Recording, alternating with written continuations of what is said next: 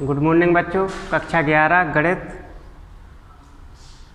आगे हम पढ़ेंगे थीटा का व्यापक मान।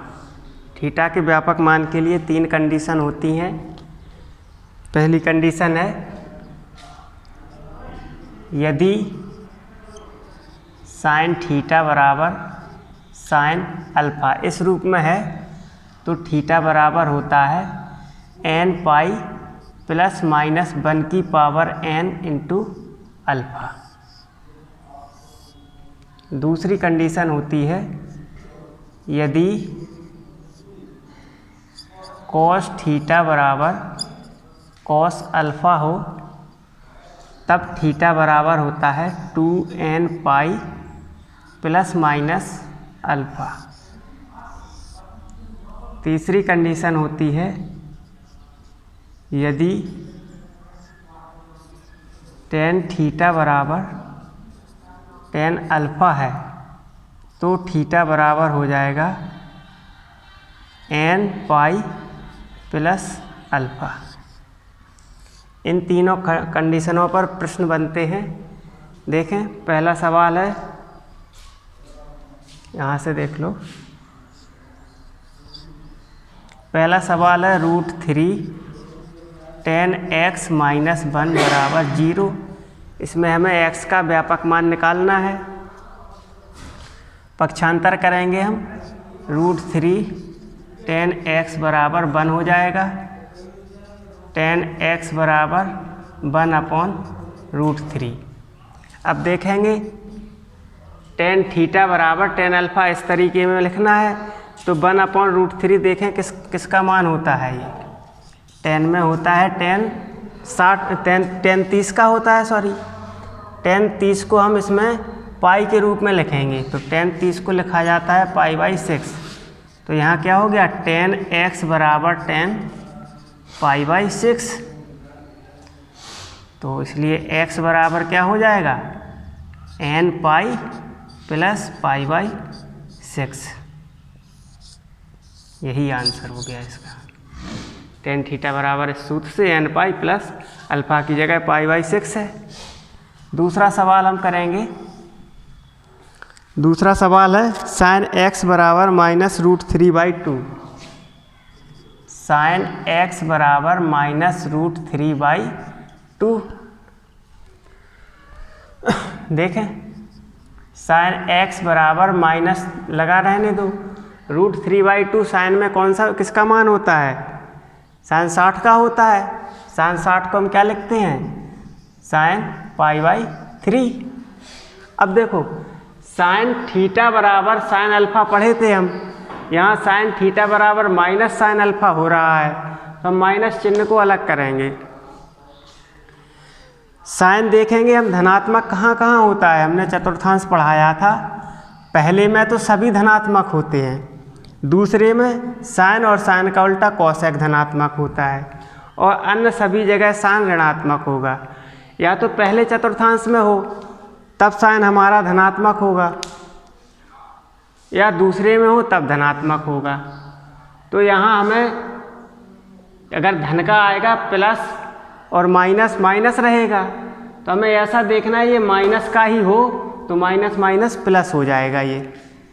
तो हम इसे को तीसरे में ले जाएं या चौथे में ले जाएं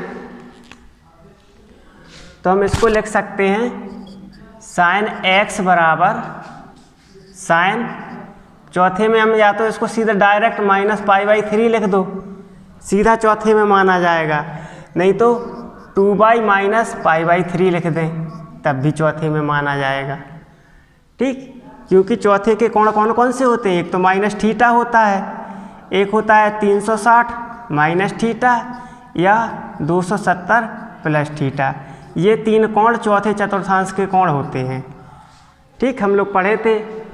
तो माइनस थीटा अगर इस तरीके से लिखना चाहें तो इस तरीके से लिख दो, नहीं तो इसे 2/2π - π/3 इसको कैलकुलेट कर दो। 3 दूनी 6, 6 में से 1 जाएगा 5π/3 ये हो जाएगा। कोई भी लिख दो तो x बराबर साइन -π/3 हो जाएगा। लिख दो तो x बराबर क्या होगा n पाई प्लस माइनस 1 की पावर n इंटू माइनस π/3। या ये भी लिख सकते हो x बराबर n पाई प्लस माइनस 1 की पावर n इंटू 5π/3। कोई भी एक आंसर लिख देंगे आप। तीसरा सवाल देखेंगे,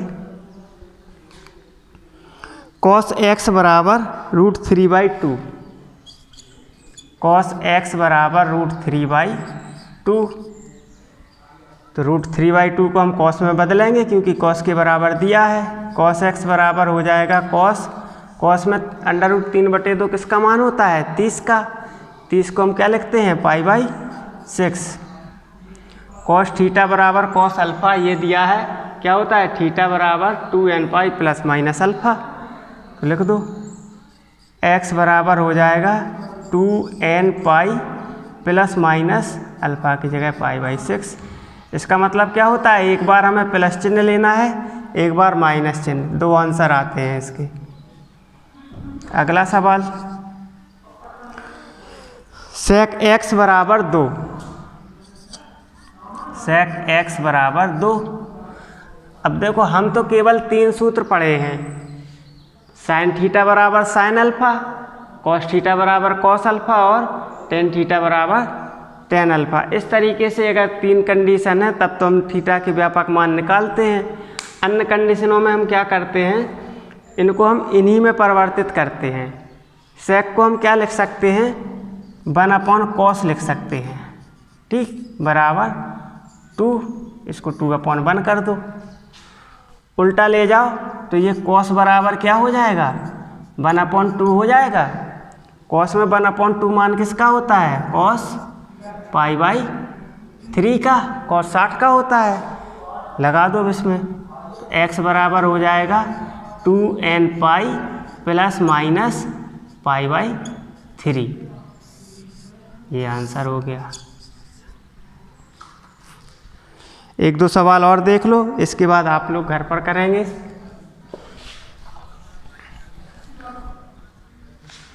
पांचवा सवाल है cot x plus √3। cot x plus √3 बराबर 0। तो क्या होगा इसमें? cot x बराबर माइनस √3। cot का तो हम जानते नहीं है, फिर से अपॉन में कर दो इसे, सॉरी cot है ये। cot का हो जाता है tan x बराबर हो जाएगा माइनस 1/√3। तो tan x बराबर माइनस √3 का मान कितना है? 1/√3। tan में tan 30 का होता है, tan π/6। वही कंडीशन आ गई, माइनस यहाँ आ गया। tan देखेंगे माइनस किस किस चतुर्थांश में होता है? पहले में सभी धनात्मक होते हैं, दूसरे में ऋणात्मक रहेगा और ये चौथे में रहेगा। तो दूसरा या चौथा कोई भी कर दो। तो tan x चौथे में कर दें हम इसे, tan 2π माइनस π/6, या डायरेक्ट माइनस π/6 कर सकते थे हम लोग। तो tan x बराबर tan 6 दूनी 12, 11π/6। तो x बराबर हो जाएगा nπ प्लस 11π/6। ये आंसर हो गया। अब छठी निष्पत्ति और बची है, क्या कोसेक बचा है, उसका एक और कर लो। कोसेक x बराबर 2। कोसेक x बराबर 2। कोसेक को हम साइन में बदल सकते हैं, तो साइन x बराबर 1/2 हो गया है। तो साइन x बराबर 1/2 साइन में किसका मान होता है? साइन π/6 का, साइन 30 का। तो ये हो जाएगा x बराबर nπ प्लस माइनस 1 की पावर n और π/6। ये इसके आंसर हो गए। इसी प्रकार के सवाल आप लोग करेंगे, फिर इसकी दूसरी कैटेगरी के सवाल हम आपको अगले सेशन में पढ़ाएंगे। धन्यवाद।